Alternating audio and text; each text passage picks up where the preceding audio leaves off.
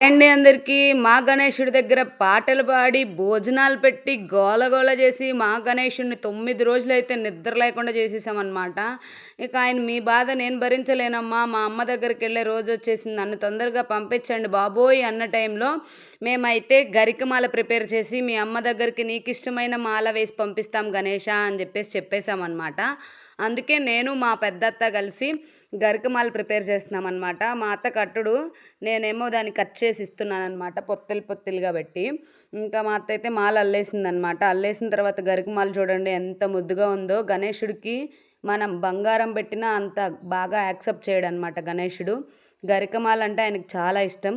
ఇంకా అందుకే ఈ గరికమాల అంతా పెట్టేసుకొని ఫైనల్గా ఊరేగింపు టైంకి ఇదిగోండి యాపిల్, బత్తాయ, గరికమాల, నిమ్మ పళ్ళతో గణేశుడిని డెకరేషన్ చేయడం స్టార్ట్. బాగా డెకరేషన్ చేశారు. ఎన్ని అవర్స్ మా గణేశుడు ఊరేగింపు జరిగిందో మీకు నెక్స్ట్ వీడియోలో చెప్తాను.